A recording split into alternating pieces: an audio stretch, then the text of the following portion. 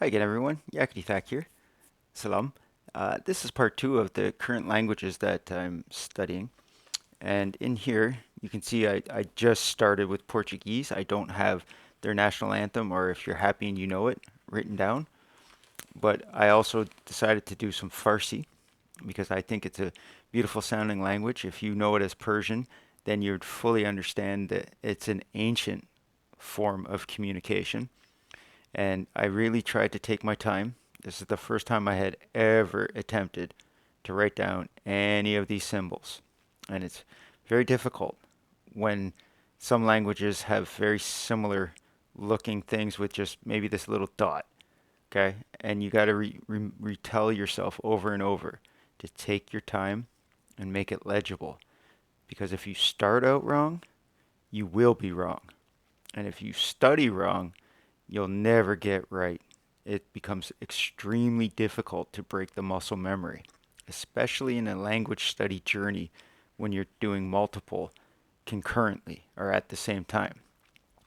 Now, I've also decided the Arabic because I think it's a very beautiful language. It's very poetic. Whether it's extremely difficult or not is not the point. I want to be in the Arabic club. I want to be in the Farsi club. I want to be in the Hindi club. Okay? Every language is a club, and every alphabet to that club is a code for the club. And the grammar are the rules of the club. And if you always follow the rules when you're using the code in the club, you will be a member for life. And it's a never ending journey. You can never learn every language, and you will never be able to learn all of one language. No matter what happens, you will never meet every member of a club. So the journey never ends, and that's what's beautiful about it to me. You're always gaining, you're always learning. I've been writing English for almost 40 years. My writing has never looked this good. It's very legible because I took my time. I said, I want to join the club. I better learn how to tie my shoes first before I walk through the door. Okay?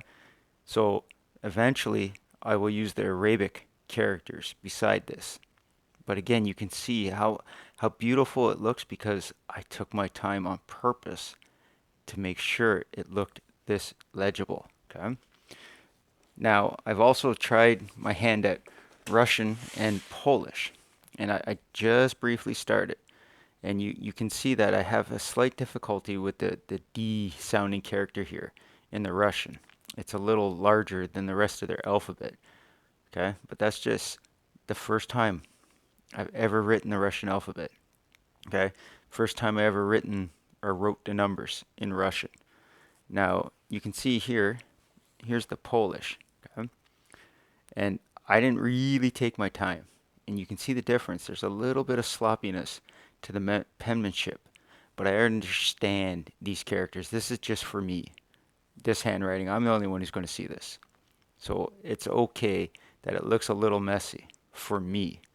But my suggestion to you is whatever language that you're studying, whatever which one it is, learn the script.